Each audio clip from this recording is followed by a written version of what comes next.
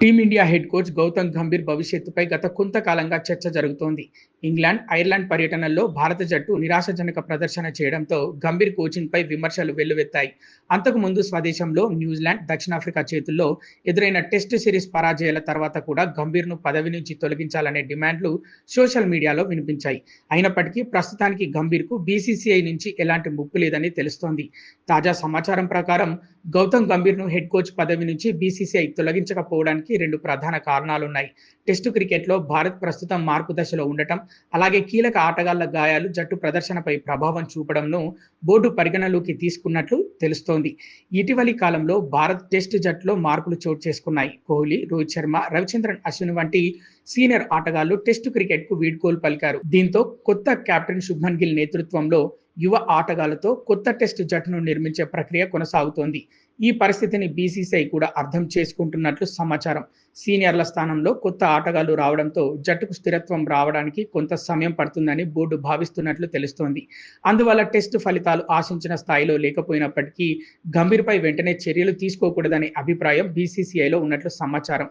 Team India ఇటీవలి సమస్యల్లో గాయాలు కూడా కీలకంగా మారాయి. బూమ్రా, సాయి సుదర్శన్, వాషింగ్టన్ సుందర్ వంటి ఆటగాళ్లు Sri Lanka test సిరీస్కు దూరమయ్యారు.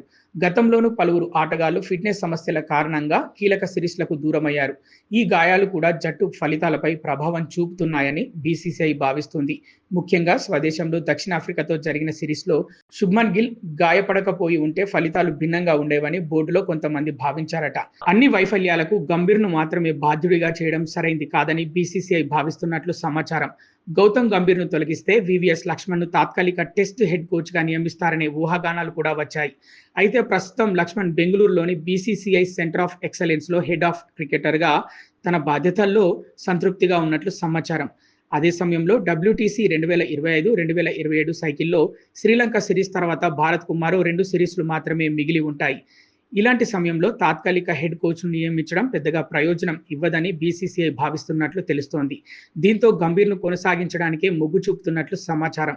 One day, T20 cricket విషయానికి వస్తే గౌతమ్ గంభీర్కు పూర్తి మద్దతు ఉందట. ముఖ్యంగా 2027 వన్డే ప్రపంచ కప్ వరకు ఆయననే టీమిండియా వైట్ బాల్ హెడ్ కోచ్గా కొనసాగించే అవకాశం ఉందని సమాచారం.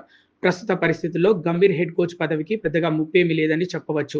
టెస్ట్ జట్లో జరుగుతున్న మార్పులు, ఆటగాళ్ల గాయాలు, 2027 ప్రపంచ కప్ లక్ష్యాలను దృష్టిలో పెట్టుకొని బీసీసీఐ ఆయనకు మరింత సమయం ఇవ్వాలని భావిస్తున్నట్లు తెలుస్తోంది. అయితే రాబోయే సిరీస్లలో టీమిండియా ప్రదర్శన ఎలా ఉంటుందనేదే గంభీర్ భవిష్యత్తును నిర్ణయించనుంది.